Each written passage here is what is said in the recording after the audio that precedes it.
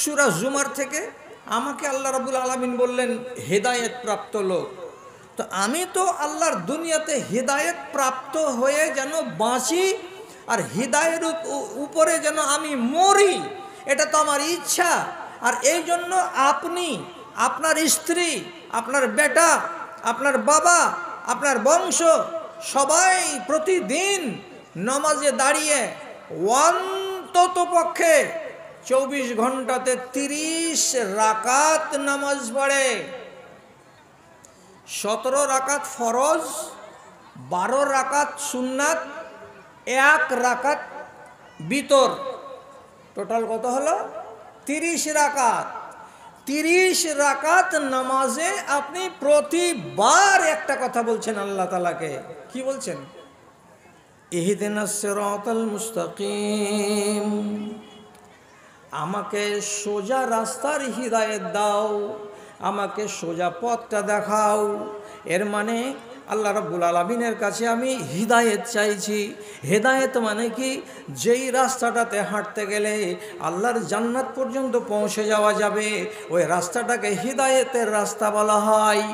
আপনি এই মজলিসে এসে আলেমে দ্বীনের মুখ থেকে কিছু বয়ান শুনলেন, তো আপনাকে আল্লাহ রাব্বুল আলামিন সূরা জুমারে বলছেন উলাইকাল্লাযিনা হাদাহুমুল্লাহ, এই লোকগুলো হলো সেই লোক যাদেরকে আল্লাহ তাআলা হিদায়েত দান করলেন।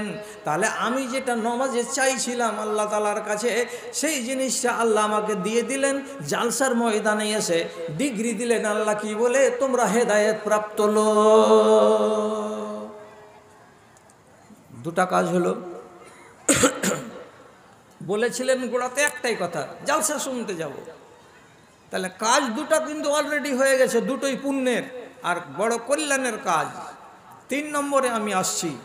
যখনই এর আগেকার আলেম আপনাদের সামনে বয়ান শেষে বললেন এটা দ্বীনি মাদ্রাসা, এই মাদ্রাসাকে আপনাকে যথাসাধ্য কিছু দিয়ে তাকে চলার পথটা সুগম করে দিতে হবে, মাদ্রাসা যেন ঠিকঠাক করে চলে। তখন আপনি কি করলেন? আপনার পকেটে হাত দিয়ে কেউ 1000 দিলেন, কেউ 500 দিলেন, কেউ 200 দিলেন, কেউ 100 দিলেন, কেউ ধান লেখালেন, কেউ ভুট্টা লেখালেন। আপনি যে এখানে এসে 3 নম্বর কাজ করছেন, যে পকেট থেকে কিছু পয়সা বের করে দিয়ে দিচ্ছেন, এটা কি করলেন আপনি? তো যারা এইগুলো কাজ করে, তো তাদেরকে আল্লাহ তাআলা তার কিতাবের ভেতরে বলছেন এরা হলো মুত্তাকিন। মুত্তাকিন মানে কি? আল্লাহকে যারা ভয় করে, অর্থাৎ আল্লাহর আমরা নাফরমানি করব না, তার ফরমাবরদারি করে চলব, তাহলে আমি হলাম মুত্তাকিন। তার মানে মন্দ থেকে বাঁচলাম আর আদেশটাকে আঁকড়ে ধরলাম, এর নাম হলো তাকওয়া। তো আমাকে আল্লাহ তাআলা বলছেন মুত্তাকিন। তো মুত্তাকিনের পরিচয় কি? তো যদি বাংলাতে না বুঝতে পারেন তো আরবিটা কমসে কম বুঝে নেন। কোরআন মাজিদ যখন খুলবেন বাড়ি গিয়ে, তো প্রথম পাতাটা যেমনি খুলবেন আপনি, তো দেখবেন ডান দিকে আছে সূরা ফাতিহা আর বাম দিকে আছে সূরা বাকারার পহিলা নম্বর পাতার আয়াতগুলো 3টা 4টা। ওখানে কি লেখা আছে? তো আল্লাহ তাআলা বলছেন এই কিতাবখানা হলো মুত্তাকিনদের জন্য, এই কোরআন মাজিদখানা হলো কি মুত্তাকিনদের জন্য হিদায়েত। তো কারা মুত্তাকিন যে আল্লাহ? তখন আল্লাহ তাআলা মুত্তাকিনের পরিচয় দিতে গিয়ে বলছে শেষখানে, লম্বা নয়, ছোট করে শুনুন, ওয়া মিম্মা রাযাকনাহুম ইউনফিকুন, যারা কিয়ামতের উপরে বিশ্বাস করে, যারা কবরের জীবনকে বিশ্বাস করে, কবরের জীবন থেকে আবার আমাকে উঠে হাসরের ময়দানে যেতে হবে এবং আখিরাত বলে একটা দিন আছে, এটাকে যারা বিশ্বাস করে, আর তারপরে আমি যে ধন দিয়েছি, আমি যে তাকে সম্পদ দিয়েছি, আমি যে তাকে টাকা আর পয়সা, গাড়ি আর বাড়ি, জমি আর জিরাতের মালিক বানিয়েছি, এই সমস্ত টাকা পয়সা থেকে আর ইচ্ছা মতো খরচ করে। খরচ মানে কি? মাদ্রাসায় গেল 500 টাকা দিয়ে দিল, ইয়াতিমখানায় গেল 1000 টাকা দিয়ে দিল, কোনো তাহফিজুল কোরআন মাদ্রাসায় গেল, ওখানে গরিব বাচ্চাদের নামে 500 টাকা দিয়ে দিল, এটাকে বলা হয় খরচ করা। যারা আমার দেয়া সম্পদ থেকে খরচ করে, মানে দান করে, আল্লাহ তাআলা তাদের পরিচয় কি দিয়ে বলছেন? এরাই হলো মুত্তাকিন, এরাই হলো পরহেজগার, এরাই হলো আল্লাহ ভীতিউ। তাহলে আপনি বেরিয়েছেন এক কথা বলে, আর লাভ করলেন কয়টা? তো তিনটা। তিনটা লাভ আপনি কামাই করে নিলেন। পায়ে ধুলো লাগালেন, কামিয়াব ইনসান। 2 নম্বরে কোরআন এবং হাদিসের আলোচনা শুনলেন, হিদায়াত পাওয়া ইনসান। 3 নম্বরে পকেট থেকে টাকা খরচ করে দিলেন, আপনি হলেন মুত্তাকিন ইনসান। তো যেই একটা কারণে এই ময়দানে এসে আপনি এত বড় বড় 3খানা লাভ অর্জন করতে পারলেন, তাহলে আপনার মতো মানুষ এই মজলিসে বসে আল্লাহ রাব্বুল আলামিনের যদি শুকরিয়া আদায় না করবে, তো আর কখন শুকরিয়া আদায় করবে রে ভাইজানেরা? শুকরিয়া মানে কি? আল্লাহ, আমি তোমার কৃতজ্ঞতা জ্ঞাপন করছি, তুমি আমাকে এত সুযোগ দিলে। তো কৃতজ্ঞতা জ্ঞাপন করার জন্য লম্বা চওড়া বাংলাতে কিছু বলতে হয় না। যদি আপনি মোহাব্বতের সাথে শুধু ঠোঁটটাকে একটু নাড়িয়ে হালকা শব্দে একবার বলে দিতে পারেন, মোহাব্বতের সাথে অন্তরের অন্তরস্থল থেকে যদি একবার বলেন, তো আপনি হবেন নামাক হালাল বান্দা। আর যদি বলতে না পারেন, স্বীকার না করেন, তাহলে আপনাকে বলা হয় না শুকুর, আপনাকে বলা হয় নামাকা হারাম বান্দা। তো নামাকা হালালি করব কি দিয়ে? তাহলে আপনি যদি বলেন আমিও আল্লাহর শুকরিয়া করছি, আপনি আল্লাহর শুকরিয়া করুন। অনেকক্ষণ পরে শুকরিয়া আদায় করতে যাচ্ছি মুহাব্বতের সাথে, আলহামদুলিল্লাহ আলহামদুলিল্লাহ। নুন খেলে গুন গাও কথাটি কাজের, নুন খেলে গুন গাও কথাটি কাজের, ঘোষণা করেছে খোদা স্বয়ং কোরআনে।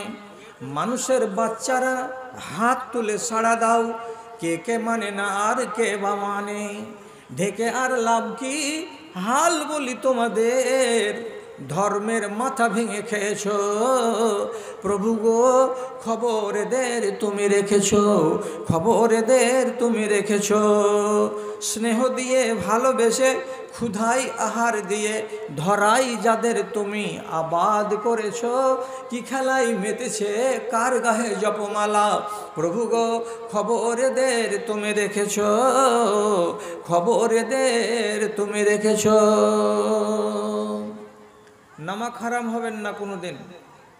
কোনোবার যদি 50 মণ ধান কম হয়, গতবার হয়েছিল 150 মণ, এবার হয়েছে 100 মণ। যদি কেউ জিজ্ঞেস করে কেমন ধান হয়েছে ভাই, তা আপনি সোজাই বলবেন আলহামদুলিল্লাহ, যা হয়েছে ভালো হয়েছে। এটা বলতে পারেন আপনি যে গতবারের থেকে কম হয়েছে, এটা দোষের কথা নয়। আর যদি বলেন মার্ডার হয়ে গেল মৌলভী সাহেব, মাঞ্জা ধরা হয়ে গেছি, একদম শুতে গেছি এইবার, তাহলে এত কথা কিসের? হয়েছিল 150 মণ, এইবার হলো 100 মণ। তার জন্য এত কাউ মাউ করার অর্থটা কি? এত আকুলি বিকুলি করার অর্থটা কি? এটা শুকরিয়া নয়, এটা হলো নামাক হারামি করা। কখনো কোনো দিন আল্লাহ রাব্বুল আলামিনের কোনো নিয়ামতে যদি একটু ঘাটতি দেখা যায়, তো তার জন্য এইভাবে নামাক হারামি করতে হবে না। আল্লাহ রাব্বুল আলামিন বলছেন, লাইন শাকারতুম লাযিদান্নাকুম ওয়া লাইন কাফারতুম ইন্না আযাবি লাশাদীদ। তোমরা যদি আমার নিয়ামতকে পেয়ে শুকরগুজারি করো, ভুট্টা হলো এত মণ, আলহামদুলিল্লাহ। সরিষা হলো এত মণ, আলহামদুলিল্লাহ। এইবার আমার মেজো ছেলে ব্যবসাতে লাভ করেছে 50,000 টাকা, আলহামদুলিল্লাহ। গতবার করেছিল 1.5 লাখ টাকা, এবার কিছুটা কম হয়েছে, আলহামদুলিল্লাহ। কথাই কথাই আপনার উঠতে বসতে যদি আপনার মুখ থেকে শুকরিয়া বের হয়, আলহামদুলিল্লাহ আলহামদুলিল্লাহ। আল্লাহ রাব্বুল আলামিন বলছেন, আমার নিয়ামতের সম্মান করে আমার এই বান্দা, আমার নিয়ামতের কদর করে আমার এই বান্দা, কাজে একে আরো দাও, আরো দাও, আরো দাও। আর কোনো মানুষ যদি কাউমাও করে আর নাই নাই করে আর খাই খাই করে আর হাই হাই করে, তো আল্লাহ তাআলা বলেন আমার এই বান্দার কাছে আমার নিয়ামতের কোনো কদর নাই, সম্মান নাই, মর্যাদা নাই। অতএব এর কাছ থেকে নিয়ামতকে গুটিয়ে নাও, গুটিয়ে নাও। আস্তে আস্তে আস্তে আস্তে আপনার কাছ থেকে আল্লাহ নিয়ামতগুলোকে সামটিয়ে নেওয়া হয়, কমিয়ে দেওয়া হয়, বরকতগুলোকে ছিনিয়ে নেওয়া হয়। এটা যেন কখনো না হয়। দাদারা আমার, মাল কমে গেছে, ফসল কমে গেছে কোনো এক বছর, তার জন্য চিৎকার চেঁচামেচি করা চলবে না। আল্লাহ রাব্বুল আলামিন বলছেন তোমাদের ঈমানকে পরীক্ষা করার জন্য মাঝে মাঝে তোমাদের কাছে কিছু তোমাদের মনের উল্টা ঘটনা ঘটবে। তোমরা মনে মনে চাইবা না যে জিনিসটা সেটাই হয়ে যাবে। অতএব যদি তোমাদের ইচ্ছার বিরুদ্ধে কিছু ঘটে যায়, তো সেটাকে দেখে তোমরা চেঁচামেচি করবে না আর হাই হাই করতে যাবে না।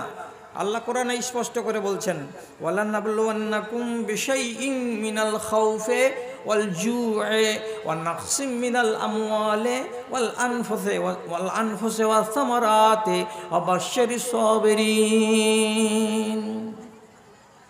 কখনো তোমাকে ভয় দেখিয়ে, কখনো তোমার পেটের ক্ষুধা বাড়িয়ে দিয়ে, কখনো তোমার মালগুলোকে কমিয়ে দিয়ে, কখনো তোমার আদরের সন্তানকে মেরে ফেলে দিয়ে, কখনো তোমার মাত্র একটাই বেটাকে অসুখে ফেলে দিয়ে, কখনো তোমার বিবিকে 30 বছর 40 বছর বয়সে তাকে মেরে ফেলে দিয়ে, আমি বিভিন্ন রকম করে তোমাদেরকে পরীক্ষা করে থাকি। ওই টাইমে তুমি যদি পাস করতে পারো তাহলে তুমি হলে কামিয়াব ইনসান।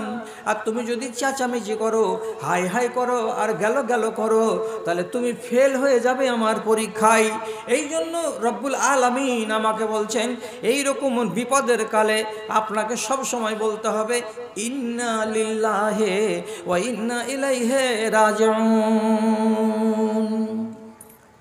যে কোনো মুসিবতে, যে কোনো বিপদে, যে কোনো কঠিন অবস্থার মুখোমুখি হতে গেলে আপনাকে বলতে হবে কি ইন্না লিল্লাহি ওয়া ইন্না ইলাইহি রাজিউন। এর মানে আমি সবুর করলাম, আমি ধৈর্য ধারণ করলাম, আমি আমার বুকে পাষাণ রেখে দিলাম, আমি মুখ দিয়ে হাই হাই করতে যাব না, মুখ দিয়ে চিৎকার চেঁচামেচি করতে যাব না। এইরকম মানুষগুলোকে আল্লাহ রাব্বুল আলামিন বলছেন এরা হলো কামিয়াব, এরা হলো সফল, এরাই ঈমানের উপরে কায়েম। এবার এতটি প্রাসঙ্গিক কথা বলার পর আপনাকে 3-4টা কথা আর বলতে যাচ্ছি। কথাটির প্রতি সুবিচার করবেন, এটা আমার আশা আকাঙ্ক্ষা। তাকে আল্লাহ রাব্বুল আলামিন আমাদেরকে বলছেন যে ইনসান, তুমি কি মনে মনে ভেবেছ যে তোমাদেরকে আমি এমনি এমনি বিনা কারণে তৈরি করে দিয়েছি? কোনো কারণ নাই, কোনো উদ্দেশ্য নাই, কোনো আমার বাসনা নাই, কোনো আমার নিয়ত নাই, কোনো আমার এরাদাই নাই। বিনা এরাদাতে মনে গেল বানিয়ে দিলাম। তুমি কি এটা ভেবেছ? তুমি কি মনে মনে ভেবে আছো যে আমি বেকার, অনর্থক আল্লাহ তাআলা আমাকে সৃষ্টি করেছেন? তুমি কি মনে করেছো যে আমার কাছে তোমাকে ফিরে আসতে হবে না? এই বান্দা, তোমার নফসকে জিজ্ঞেস করো, তুমি কি এটা ভাবছো নাকি? বেকার পয়দা হয়ে গেছিলাম, মা বাবা এক জায়গাতে হয়েছিল, তাদের সংস্পর্শে আমি ওইখানে জন্ম পেয়েছি, এলাম, খাবো দাবো, কবরে চলে যাব। তুমি এটা মনে করেছ তোমাকে আমার কাছে আসতে হবে না? দেখো, তোমাকে আমি উদ্দেশ্যহীনভাবে তৈরি করিনি। যদি তোমাকে উদ্দেশ্যহীনভাবে আমি তৈরি করতাম তাহলে তোমার জন্মের পিছনে আমি এত যত্ন নিতাম না। যেমন কুকুরের ছা হয় তেমনি তুমিও হয়ে যেতে, যেমন ঘোড়ার বাচ্চা হয় তেমনি তুমি হয়ে যেতে, যেমন খেকশিয়ালির বাচ্চা হয় তেমনি তুমি হয়ে যেতে। কিন্তু তোমার জন্ম আর জীবজন্তুর জন্মের মাঝখানে আসমান জমিনের তফাত আছে, আসমান জমিনের তফাত। তোমার জন্মের পিছনে আমি কত তদবির করেছি তুমি জানো? অনেক তদবির করেছি আমি। তো আল্লাহ তাআলা আমার আপনার জন্মের কথা বলতে গিয়ে গোড়া থেকে শুরু করেছেন, গোড়া থেকে। আর ওইখান থেকে শুরু করে বলতে বলতে বলতে বলতে আপনাকে দুনিয়াতে পর্যন্ত নিয়ে এসেছেন। আর নিয়ে আসার পরে আপনার সামনে সওয়াল হয়েছে, বান্দা তুমি বলো তো, তোমাকে যদি অনর্থক সৃষ্টি করতাম তো এগুলো কেন করলাম আমি? বলছে কেন, কি করেছো আল্লাহ তুমি? আল্লাহ রাব্বুল আলামিন মানুষের জন্মের ইতিহাস বলছে, বলতে বলতে বলছেন কি জানো? রব্বুল আলামিন, দেখেন এটা লজ্জার কথা, কিন্তু শরিয়তের মশলা জানতে গেলে লজ্জাকে লজ্জাতের যদি রেখে দিবেন তো শরিয়ত জানতে পারবেন না। এবং নবীজি বলেছেন লা ইলমা লে মুস্তাহিন ওয়ালা লে মুতাকাব্বিরিন। কোনো মানুষ যদি বলে আমার সব জানা আছে, তাহলে এই অহংকারী কোনোদিন শরীয়তের জ্ঞান পায় না। আর কোনো মানুষ যদি শরম করে, লজ্জা করে, হায়া করে, মুখ নিচু করে বসে থাকে যে কেমন করে এটা কথা জিজ্ঞেস করব, তো এইরকম লজ্জাশীল মানুষ জীবনে শরীয়ত শিখতে পারে না। কথা বুঝা গেল? কয় রকমের লোক শরীয়ত শিখতে পারবে না? যে ব্যক্তি বলবে আমার জানা আছে, ও মৌলবি কি জানে, আমি অনেক কথা জানি, ও জীবনে শিখতে পারবে না। আর 2 নম্বর ব্যক্তি লজ্জা করবে, মুখ লুকিয়ে থেকে যাবে, প্রশ্ন করতে যাবে না, জানতে যাবে না, কোনো গোপন কথা তার আছে, থেকেই গেল, জানতে গেল না। তো যে ব্যক্তি এই রকম করে লজ্জা করে থেকে যাবে, সে ব্যক্তি শরীয়ত জানতে পারবে না। আল্লাহ তাআলা আমার আপনার সারা দুনিয়ার মানুষের জন্মের কথা বলতে গিয়ে বলছেন কি, তোমাদেরকে আমি তৈরি করেছি কেমন করে? তো কোরআন আল্লাহ তাআলা কি বলছেন? মিম্মাইন দাফিক, এক বিন্দু পানি থেকে তোমাদেরকে তৈরি করেছি, যেই পানিটা যে কোনো পুরুষের শরীর থেকে নির্গত হয়, বেরিয়ে যায়, এবং আস্তে আস্তে বেরোয় না, জোর করে গতি বেগে ওই যায়, ওই পানিটা মানুষের শরীর থেকে বের হয়। কোনখান থেকে বের করি? আল্লাহ তাআলা বলছেন ইয়াখরুজু মিন বাইনি সুলবে ওয়াত তারাইবে। উলামায়ে দ্বীন বলছেন পুরুষদের শির দাঁড়া থেকে তাকে বের করে আনা হয়, এবং মেয়েদের বুকের এই অংশ থেকে তাকে বের করে আনা হয়।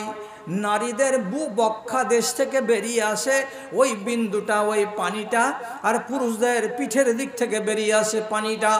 2টা পানির বিন্দুকে যখন এক জায়গাতে জমা করা হয়, তখন আল্লাহ তাআলা আরেক জায়গাতে বলছেন সুম্মা জাআলনাহু ফি কারারিম মাকিন, আমি ওই বিন্দুটাকে এমন একটা নিরাপদ জায়গাতে রাখি, এমন একটা নিশ্চিত জায়গাতে রাখি, নিরাপদ জায়গাতে রাখি, যে ওই নারী ওই বিন্দুটাকে নিজের রেহেমের ভেতরে নেওয়ার পরে যদি সোজা হয়ে দাঁড়াই, তো হয়তো মনে মনে বলবে ওই পানির ফোঁটাটা নিচু দিকে পড়ে যাবে খসে।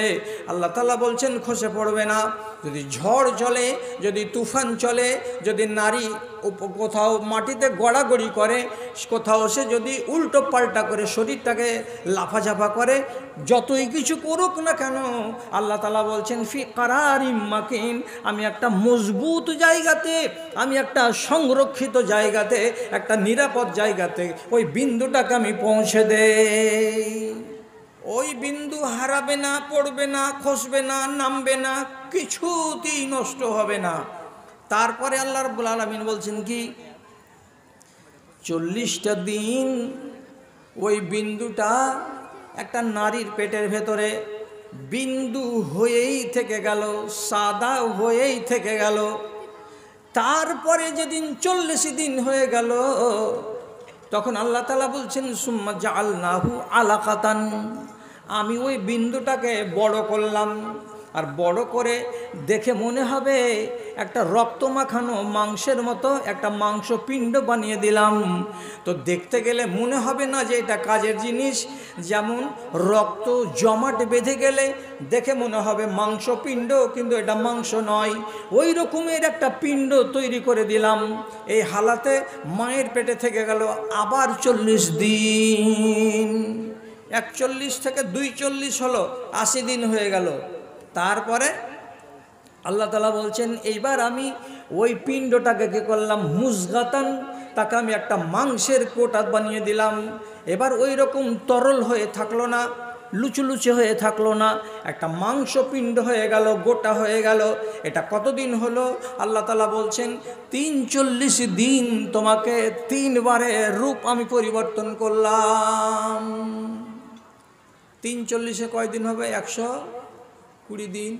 43-এ কত হলো? 120 দিন। যেদিন তোমার মাংসপিণ্ডটা 120 দিন হলো, তখন আল্লাহ রাব্বুল আলামিন বলছেন উক্কেলা ইলাইহি মালাকুন। হাদিসের ভেতরে এসেছে ওই নারীর জন্য আল্লাহ রাব্বুল আলামিন একটা ফেরেশতাকে নিযুক্ত করে দিয়ে বলেন, এ আমার ফেরেশতারা, এই দেখো রূহ যেখানে রাখা আছে সেই জায়গা থেকে একটা রূহগুলোকে হাতে করো, আর এটাকে নিয়ে যাও, আর যাওয়ার পরে চলে যাও ডালকোলা এলাকার হাসানপুর গ্রামের দক্ষিণ প্রান্তে ওই টালির ঘরের ভেতরে এক মহিলা শুয়ে আছে, তার পেটের ভেতরে একটা মাংসপিণ্ড আছে, ওই মাংসপিণ্ডটাতে এই রুহটাকে রেখে দিয়ে চলে আসো। আজ থেকে এর ভেতরে জান চলে এলো, আর সেদিন থেকে মাংসপিণ্ডটা হেলা নড়া শুরু করলো। 120 দিন কিন্তু হিলেনি। এই ভাই জানেরা, এই মেয়েটাকে এক থাপ্পড় মেরে ভাগো এখান থেকে, ভাগ। তোর কলেজা কত বড় রে, বাইরে যা বসলে হাট। আজ থেকে বাচ্চাটা হিলতে লাগলো। আবার এখন খোরাক না পেলে জিনিস বড় হবে কি দিয়ে? আপনি যে নিজেকে বলছেন বেকার, আমরা বেকার কাকে বলি? কলমি লতাকে বেকার বলি। কেউ কেটে নিলেও কেউ কিছু বলবে না, শুকিয়ে যদি মরেও যাইতে কেউ কিছু বলবে না। এগুলো হলো ফালতু জিনিস, এগুলো বেকার। আপনি বেকার? আল্লাহ তাআলা বলছেন কি আমি তোমাকে অনর্থক তৈরি করেছি? অনর্থক তৈরি করিনি, তোমার দ্বারাই কিছু কাজ নেওয়ার আছে বলে আমি তৈরি করেছি। তুমি এইভাবে অনর্থক জীবন কাটাতে চেষ্টা করো না। আল্লাহ বলছেন তোকে রুজি দিলাম। রুজি কিভাবে দিলাম? এই মায়ের পেটে রুজি কি করে গেল? তাহলে আপনারও শিখার, আমারও শিখার, আপনারও জানার, আপনার সকলের দাতা তুমি ওগো দয়াময়। সাধ্যের বাহিরে কোনো ঝামেলা দিও না, আপদে বিপদে মোরে কভু ফেলিও না, তুমি কভু ফেলিও না। দয়া করে সব গুনাহ মাফ করে দিও, রহম করিও মাওলা, রহম করিও। তোমার দয়াই যেন পার পেয়ে যাই, সকলের দাতা তুমি ওগো দয়াময়। এতটুকু কৃপা যেন মোর প্রতি হয় গো, মোর প্রতি হয়।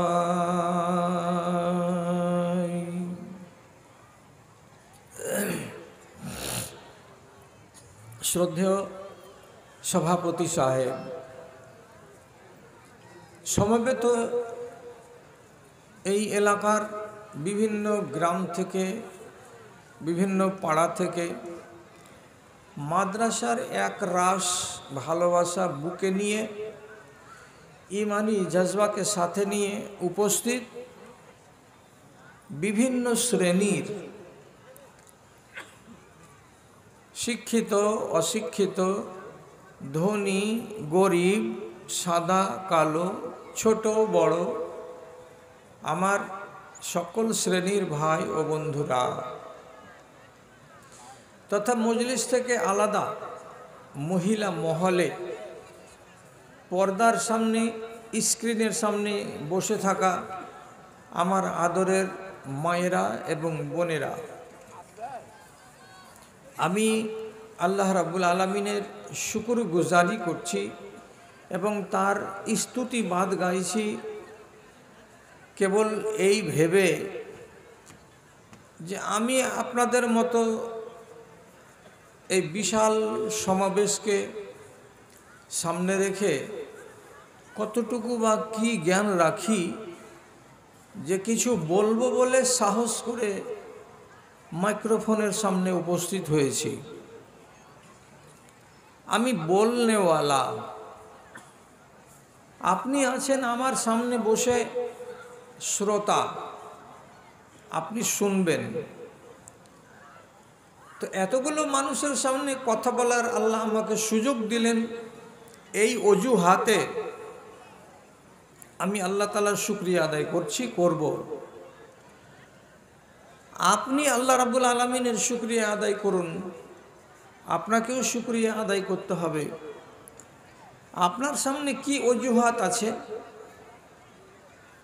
প্রথম কথা, আপনি প্রথমে বলেছেন আমি জালসা শুনতে যাব, আমি জালসা শুনতে এসেছি, কথা একটা, কিন্তু এই একটা কথার ভেতরে তিনখানা কাজ লুকিয়ে আছে, আপনি খেয়াল করেননি। কি খেয়াল, আবার কি লুকিয়ে আছে? কথা তিনটা। প্রথম নম্বর কথা, আপনি বাড়ি থেকে এসেছেন 2 কিলোমিটার দূর থেকে, 3 কিলোমিটার দূর থেকে। যখন আসছিলেন তখন আপনার মন বলেছে, মগজ বলেছে ওখানে যাব, আজকে জালসা আছে হাসানপুরে, জালসা শুনব। তাহলে জালসা শোনা, দিনের আলোচনাকে শ্রবণ করা, এটা একটা ভালো উদ্দেশ্য। সেই উদ্দেশ্যে আপনি বাড়ি থেকে বের হলেন, রাস্তাতে কিছু কষ্ট হলো, হয়তো কাঁটা খোঁচ লাগলো, পায়ে ধুলো লাগলো, বালি লাগলো। বাড়িতে বসে থাকলে আপনার পায়ে ধুলো বালি লাগতো না, আপনার জামা কাপড় ময়লা হতো না, কিন্তু একটা পবিত্র বাসনাকে আপনি ত্বরান্বিত করবেন বলে বাড়ি থেকে বেরিয়ে গেলেন। তো পায়ে যে ধুলো বালি লাগলো, এই ধুলো বালিটা আপনার জন্য সৌভাগ্যের কারণ। কেন? রাসূলুল্লাহ হাদিসে বলেছেন, মান ইগবাররাত কদমাহু ফি সাবিলিল্লাহ হারামাল্লাহু আলাইহিন নার। মানে কি, কোনো মানুষ যদি আল্লাহর পথে বেরিয়ে, জিহাদের ময়দানে বেরিয়ে, দিনের কাজে বেরিয়ে নিজের পা দুখানাকে ধুলো মাখায়, নিজের দুখানা পায়ে যদি বালি মাখায়, কাপড়গুলোকে যদি ময়লা করে নেয়, তো আল্লাহ পাকের নবী বলছেন এই ধুলো আর এই বালি আল্লাহর দিনের পথে বেরিয়ে যাওয়ার কারণে এই পা দুখানাকে রব্বুল আলামিন জাহান্নামের আগুন থেকে পরিত্রাণ দেবেন। এই জাহান্নামের আগুন এই পা দুটোকে টাচ করবে না। তাহলে আমার পা যদি বেঁচে যায়, আমি বেঁচে যাব। এমনটা হবে না যে পা বাঁচলো তো দেহ বাঁচবে না, তা নয়। পা বেঁচে গেল মানে আমি বেঁচে গেলাম। তাহলে আপনি নিজে নিজে একটা চিন্তা করে দেখেন তো, যে আপনার এইখানে আসা এটা কতটা সার্থক হয়েছে আর কতখানি আপনি সফল হয়েছেন। এই হাদিস শুনলে এটা আপনার মগজের কাছে, বিবেকের কাছে জিজ্ঞাসা হয়ে থেকে গেল। তারপরে চলুন, আপনি কেন এসেছেন 3 কিলোমিটার রাস্তা অতিক্রম করে? তো আপনার উদ্দেশ্য হলো কি, জালসা শুনবো। ওখানে ইশতেহারে দেখেছি 4-5টা মাওলানা আছে, অমুক সাহেব আছেন, অমুক সাহেব আছেন। এই আলেম ওলামাদের মুখশ্রিত কিছু কথাগুলোকে শুনবো, শুনে লাভ কি হবে? আপনার মনের, আপনার নিয়তে এ কথাটা রাখা আছে কি, দিনের কথা যদি শুনি তাহলে আমার ঈমান ভালো হবে, দিনের কথাকে শুনে যদি মানি তাহলে আমার আমল বৃদ্ধি পাবে। আর এই কথাগুলো শুনতে গেলে আমি অন্ততপক্ষে ঈমানের উপরে কায়েম থাকতে পারবো। এই পবিত্র বাসনা নিয়ে আপনি শুনতে শুরু করেছেন মজলিসে বসে, এর আগে দুজনকে শোনা হলো, এবার আমি 3 নম্বর ব্যক্তি, আপনি আমাকে শুনছেন। এই শোনাটা কতখানি লাভদায়ক বা ক্ষতিকারক এটার ব্যাপারে আপনাকে জানা দরকার। আল্লাহ কোরআনে বলছেন, ওয়াল্লাযীনা ইয়াসতামিউনাল কাওলা ফায়াত্তাবিউনা আহসানাহু উলাইকা হাদাহুমুল্লাহু ওয়া উলাইকা হুম উলুল আলবাব।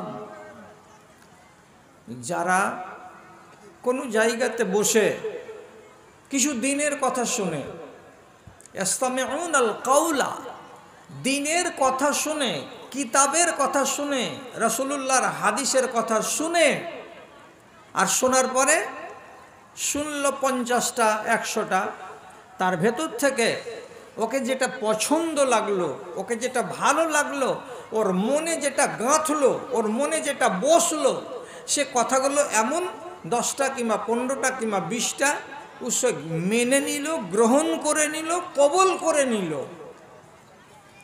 তাহলে আল্লাহ তাআলা বলছেন, এরা এমন লোকের লোক, এদেরকেই আল্লাহ রাব্বুল আলামিন হিদায়াত দান করলেন, এরা হিদায়াত প্রাপ্ত হলো। 1 2 নম্বরে আল্লাহ তাআলা বলছেন, উলাইকা হুম উলুল আলবাব, এই লোকগুলো হলো জ্ঞানী, এই লোকগুলো হলো চতুর, এই লোকগুলো হলো হুঁশিয়ার। তাহলে আপনি বাড়ি থেকে বেরিয়ে এসেছেন নেক নিয়ত নিয়ে যে আলেমদের কথা শুনবো, শুনে জানবো, জানার পরে মানবো। এই যে পবিত্র একটা বাসনা, আর এর রেজাল্ট আমি কি পেলাম?